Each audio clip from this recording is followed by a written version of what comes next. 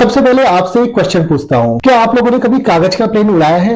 और अगर उड़ाया है तो ये कभी सोचा है कि अगर हम इसे अंतरिक्ष स्पेस स्टेशन से नीचे फेंकें तो क्या ये धरती तक पहुंच पाएगा?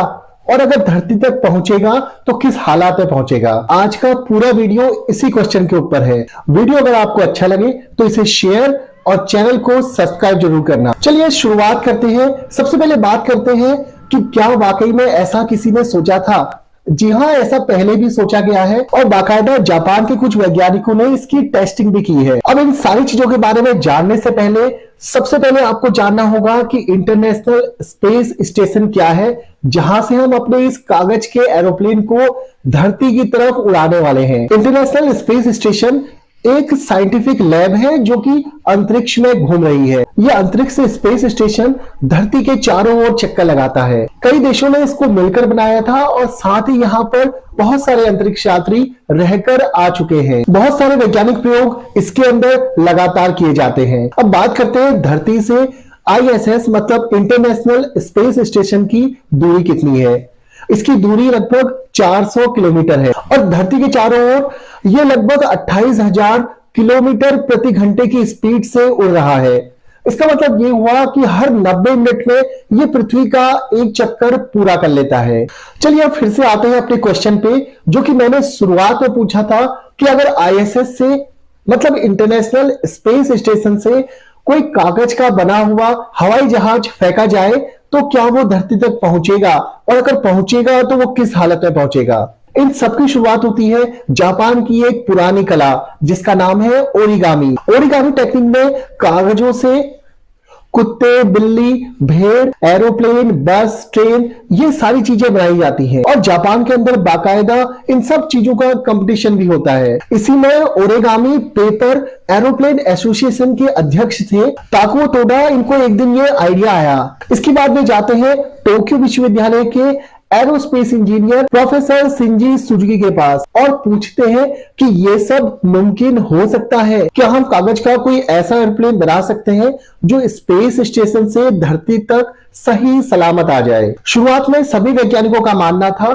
कि धरती के वायुमंडल में प्रवेश करते ही कागज जलकर राख हो जाएगा, क्योंकि धरती के वायुमंडल में प्रवेश करते वक्त किसी भी ऑब्जेक्ट की स्पीड लगभग साउंड की स्पीड की 20 गुना होती है। इसीलिए फ्रिक्शन के कारण इसका तापमान तेजी से बढ़ता है और कोई भी वस्तु वायुमंडल के अंदर इतनी तेज गति से आती है तो उसका जलना तय है। देखिए, जब नासा का स्पेस शटल धरती से लगभग 37 किलोमीटर तक की हाइट पर पहुंच जाता है तब फ्रिक्शन के कारण इसके बहुत सारे पार्ट्स पर लगभग 3000 डिग्री सेंटीग्रेड का तापमान पहुंच जाता है। लेकिन यहाँ पर कागज की अगर हम बात करें तो वह हल्का होता है, ऊपर से उसकी स्पीड इतनी ज्यादा नहीं होती है। देखिए, अब कागज का प्लेन अगर धरती की तरफ आएगा तो इसकी स्पीड किसी नासा के स्पेस शटल से काफी कम होगी। इस कागज के प्लेन की ऊंचाई धरती के ऊपर लगभग 60 किलोमीटर की दूरी तक आने में साउंड की स्पीड की लगभग 6 गुनी होगी।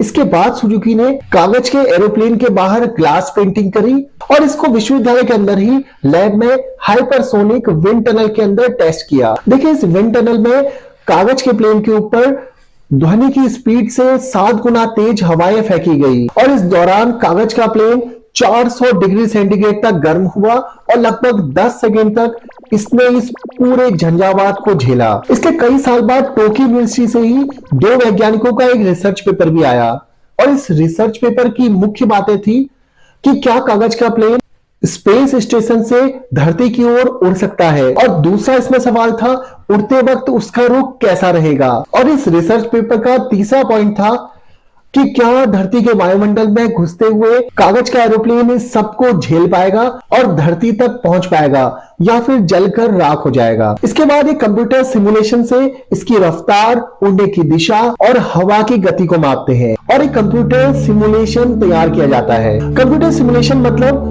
कंप्यूटर के अंदर ही प्रोग्रामिंग करके एक ऐसे हालात पैदा करना जो कि असल हालात के जैसे ही होंगे और उसमें देखना कि कागज कहां तक पहुंच पाता है। कंप्यूटर सिमुलेशन में कागज के प्लेन को ISS से 7,800 मीटर प्रति सेकंड की गति से छोड़ा जाता है। अब देखिए, धरती के ऊपर लगभग 400 किलोमीटर तक आने में कोई वायुमंडल नहीं था, इससे कागज के प्लेन को ज्यादा नुकसान नहीं पहुंचा। लेकिन कागज की स्पीड काफी कम रही। कागज को 400 किलोमीटर से 120 किलोमीटर नीचे आने में लगभग 3 दिन लगे और 120 किलोमीटर से जैसे जैसे कागज नीचे आया, हवा का घनत्व तो बढ़ा तो कागज का प्लेन डिसबैलेंस होने लगा और लुढ़कना शुरू कर दिया और इसकी वजह से प्लेन का रास्ता अनिश्चित हो गया। इसके बाद बात आती है धरती के वायुमंडल में घुसने के बाद कागज के प्लेन के साथ क्या हुआ। देखिए, कागज जैसे ही पृथ्वी के वायुमंडल में आया उसकी नोक थोड़ी सी मुड़ गई, लेकिन कागज का प्लेन पूरी तरह से टूटा नहीं। प्लेन के नोज के कुछ हिस्से जलने लगे। इससे साफ हो गया